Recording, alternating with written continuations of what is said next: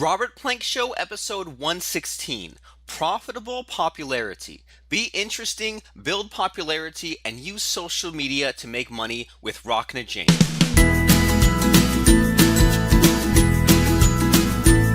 Hey everybody, and welcome back to the Robert Plank Show, where we talk about making money. Our guest today is Dr. Rockna Jane. Now, she's the founder and owner of Profitable Popularity. She's an industry leader in helping people gain exposure online and teaching them to monetize that popularity. It sounds like lots of cool stuff. I'm super excited. Welcome to the show. Oh, thank you so much. I'm glad to be here. So yeah, like, we were just talking before the show that we've both spoken at the same event, JV Alert, and I know that you've used, I think, Backup Creator and used Webinar Crusher. So that's all about me, but I'm more curious about you and what you do. So I mean, what is it like? Where's your website, and what is it that you do that makes you different and special? Yeah, so my website is profitablepopularity.com. And really that website and my whole kind of business model grew out of the idea that a lot of people were building these huge followings in social media or trying to, but they didn't actually have a business model that they could make money from or be profitable. And so my whole goal is to really help people become more well known, but also to help them become more profitable and build a sustainable business at the same time. And so I tend to work with people who you consider to be thought leaders or visionary entrepreneurs, people who have a message and a purpose, and they are needing some help creating the business structures to be able to build an online business and gain attention and and be able to make money from it.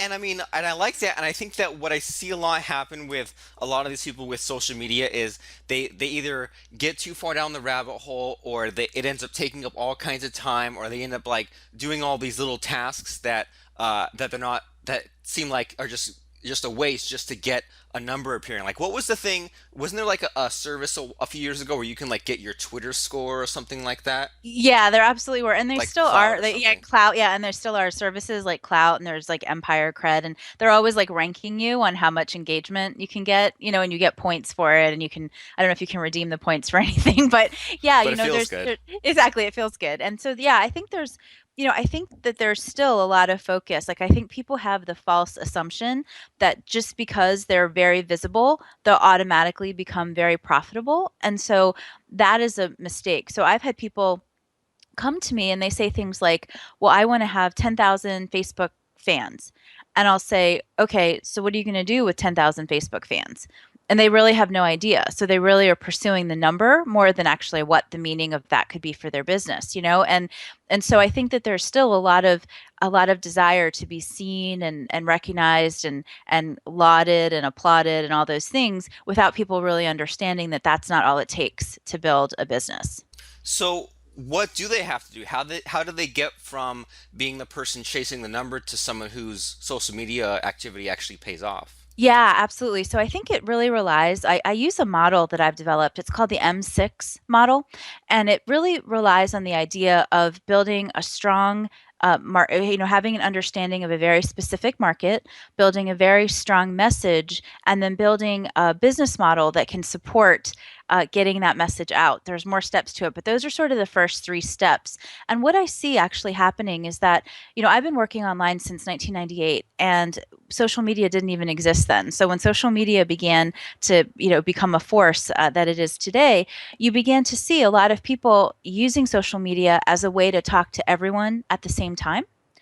And what I began to observe in about 2008, and it's continuing even today, is this concept of micro fragmentation, where people are selecting into smaller and smaller groups. Like at first, we were all excited that we could even find each other online. And now you find that the groups are becoming more and more targeted and more specific.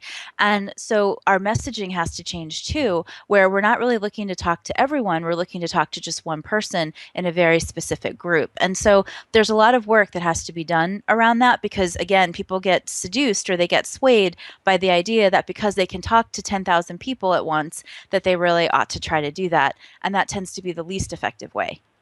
And yeah, and I've kind of seen along with you like the way that the social media stuff has evolved, and I mean maybe you can kind of clear up like what's the right way to go about as far as like talking to everyone or talking to a few, or maybe I don't know, maybe there's a right way, or maybe there's just everyone has their own unique way. But like when you mention the things that you're mentioning, I'm thinking about like like Old Spice or Dollar Shave Club, and a lot of people, it seems like they kind of want to replicate that. They kind of want to repeat the magic or whatever. And then on the other extreme of that, what I've noticed a lot of is I can't remember if it was like Coca-Cola or Head and Shoulders, but there's been some companies, and I've seen them do things like, for example, on Facebook, they'll like post the same message but in different languages and target it to each of their audiences. Like, so they'll post like the English message and then post it in Spanish, but only to the Spanish speaking crowd. I thought that was kind of interesting, like you're Yeah, saying, it is. the fragmentation. Yeah, it absolutely is really interesting. The thing about it though, for a big brand like Coke or any of the large brands, they do it as a way of constantly raising awareness. My guess is they don't need to tie it to income earned or results obtained as tightly as us small business owners do. So I really think that when you're looking to build, an audience online, I think that the idea is to really be as targeted as you can, so as specific as possible. You want to definitely talk about what is interesting to that group or those people. If you're building on your own personal profile, you obviously want to also be a real person. You don't just want to be constantly talking about work all the time, but you want to share about what's important to you. But I think that the key in really getting noticed at this point, and in the examples you gave about like Dollar Shave Club and all the people like that, they're really, really good at telling stories, and they're really good at telling stories that interrupt and gather attention. So anyone can build a powerful story out of their life and business if they know how. And being able to interrupt attention and gather, stop the sort of mindless Facebook scrolling by grabbing someone's attention and being able to tell a good story that's compelling. I think that that sort of skill set is within the reach of entrepreneurs of all sizes.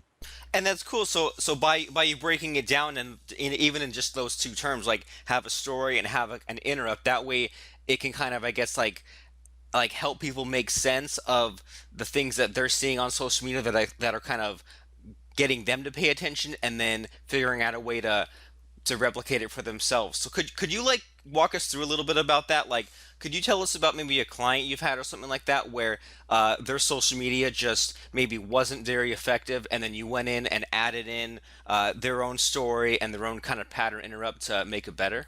Yeah, absolutely. So I work a lot with people who are coming onto the internet from professional services. So I have a background in psychology, so it's not surprising that I get a lot of psychologists and therapists who want to work with me, and they're looking to build, an online following for some of their clinical expertise, but they're looking to bring it to a larger audience. And so they're a perfect example. They come online and they talk about a lot of things in very jargony ways, things that only other therapists would actually know or understand. And so there's one client that I'm actually working with now who is seeking to develop an online training course and some coaching and some, we're still working out what she's going to offer. But what she's really looking to do is she's really looking to help women have more self esteem. And so the way that she had began talking about it online, doing Facebook Live videos, for example, is she was just starting with, hi, I'm a therapist and I've worked with women. And are you very depressed? You don't have any confidence and this and that and the other thing? And she would go on and on about, without even kind of finding a way to engage people originally. But then as we began to look at her videos, and we're still working on some of the messaging in her story, but we began to talk about that, you starting off with an introduction about yourself is not what's going to grab people. What's going to grab people is something that is like a feeling that you've taken a slice or a cut out of their daily life. So, it would be something like, oh, did you look in the mirror this morning and absolutely hate how you looked? But did you get sick? Did you get sick of feeling that way? Or are you sick of feeling that way? And then being able to go into some story about how she can help. So really direct language, something that it really it lets you put yourself in the conversation that your potential client is already having, and then being able to build a story about that and how you can help.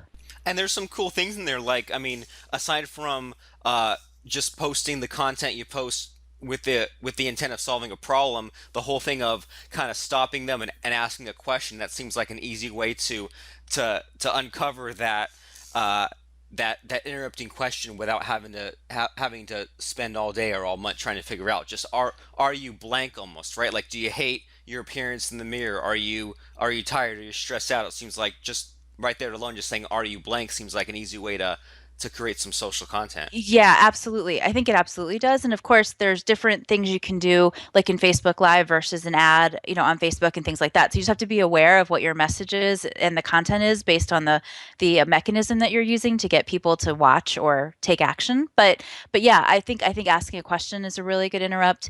I think also using surprise or things that people don't think go together. Something like what I learned about sleep from staying up all night, or what I learned about being a good mother even though I don't have kids, or just things that people would feel kind of interested in, like, wow, what does somebody who doesn't have kids know about being a mother, or what can you learn about sleep from not sleeping? So anything that kind of creates some interest or some intrigue, I think, is another really easy way. And a good way to do it is to take opposites and say, well, how can I, if I tie these two opposites together, do I come up with anything that's worth talking about?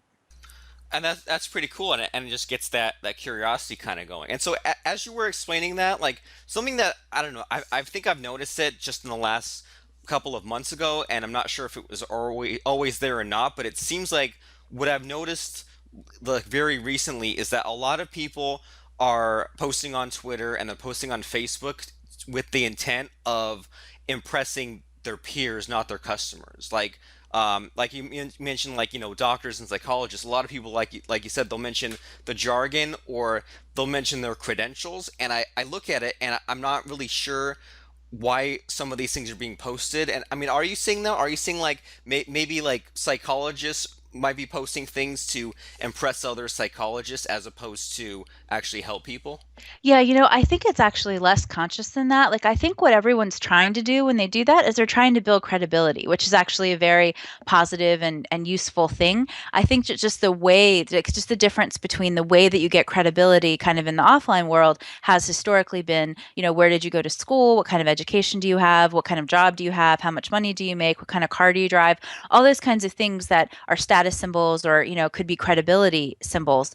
And I think online, for all of us, it's just our picture and, and whatever we say about ourselves. Nobody necessarily is going to see the car that you drive or where you live or anything like that. And so I think that people use some of those same mechanisms that they would use offline, they try to bring them online, and the challenge becomes exactly what you raised, that people feel like, well, why is this relevant, or why do I care? Like, I really care more about your information than I care that you graduated in XYZ year with this degree. So the question is, why do I care? And I like that because I mean, one thing that I've been thinking about, like when I try my own social media, or I have a couple coaching clients who are starting to kind of like get into this kind of stuff, and one thing that comes to mind is one of our favorite people is a doctor. Hmm. And so being a doctor, there's kind of that paradox there where like you said, like if he gets too much about the credentials, then he's kind of out of touch in the ivory tower. But then he kind of sometimes tries to do some kind of like some aggressive marketing. And so this doctor has a procedure where it involves like taking the blood and re-injecting it and stuff like that. So he kind of branded himself as like the vampire doctor. Mm. But then he kind of gets to the point where it's almost like a little too shady, right? Because it's like this doctor who's doing important stuff. Um, so, I mean, is the answer just to kind of put it through the filter of why do I care, or do you have any other insights about that, like how to avoid either Yeah. being too out of touch or too I don't know, like the convenience store or the shady back alley, I Yeah, guess. exactly. So I think that in that case, what you're really looking at is you're looking for subtle ways to credentialize yourself. So you obviously can say that I'm a doctor of such and such, or I studied here. You don't need to spend 20 minutes talking about that. But then I think through the course of your presentation, the way that you present yourself speaks volumes about who you are and how you are.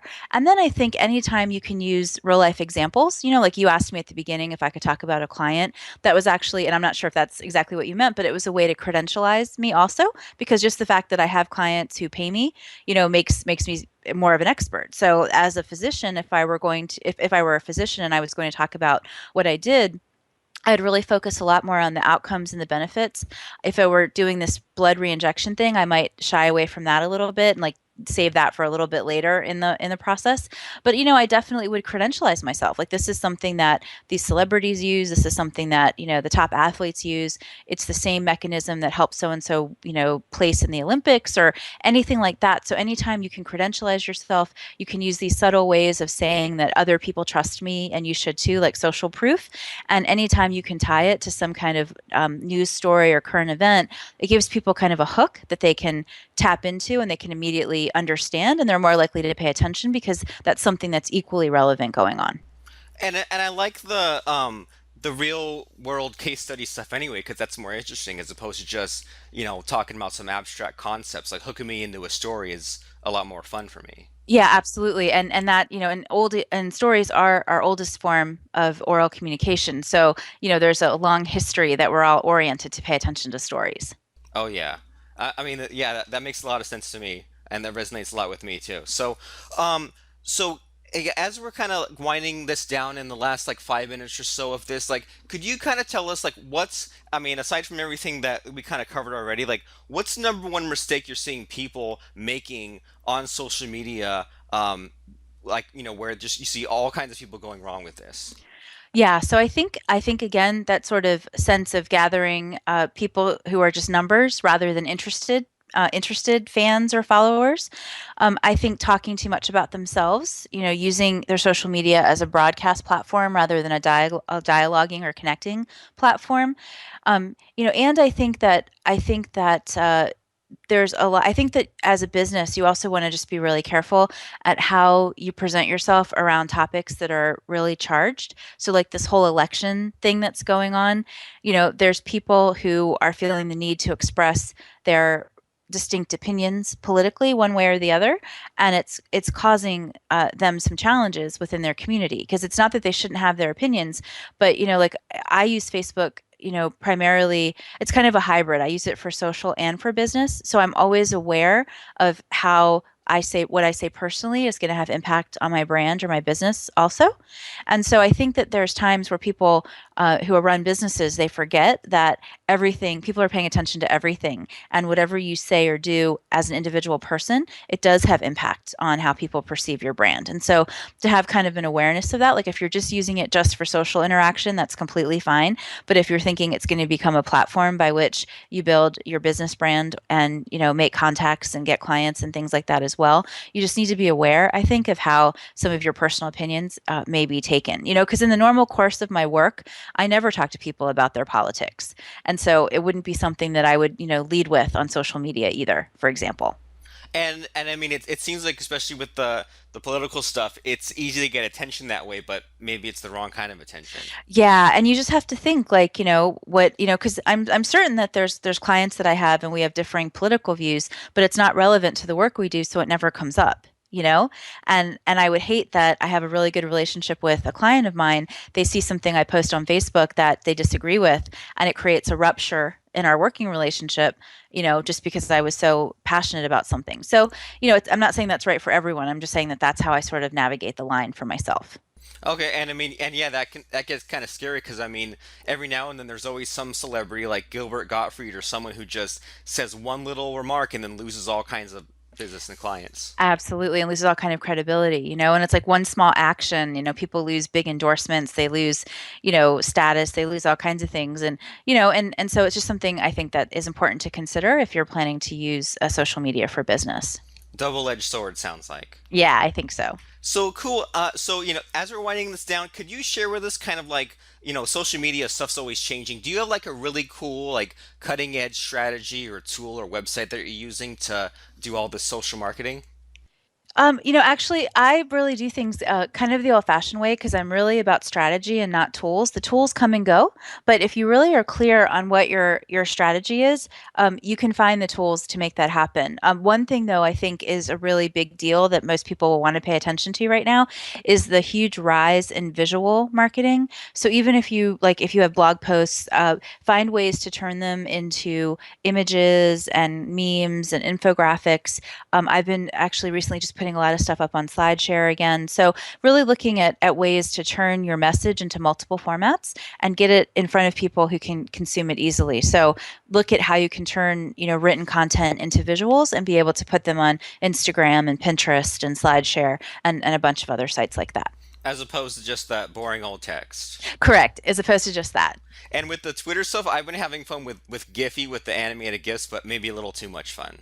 Yeah, exactly. So again, moderation in all things. But yes, things like Giphy also can work really, really well. Well, yeah, I mean, it gets attention, right? Yes, If most people are not using that attention getting tool, then I'm fine using it. absolutely, absolutely. Well, cool. So, I mean, I like everything you have to say, and I like your message, and you had lots of really good advice. Could you tell everyone where to go and find you and your blog and your coaching and your books and all that good stuff? Sure, you can visit me online at my website, which is profitablepopularity.com.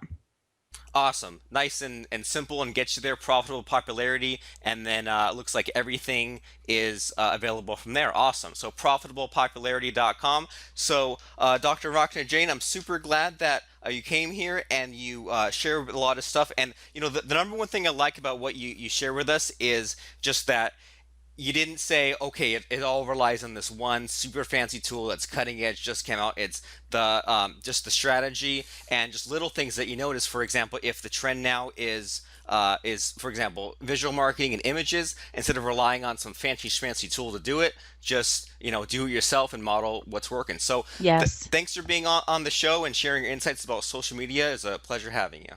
Thanks so much, Robert.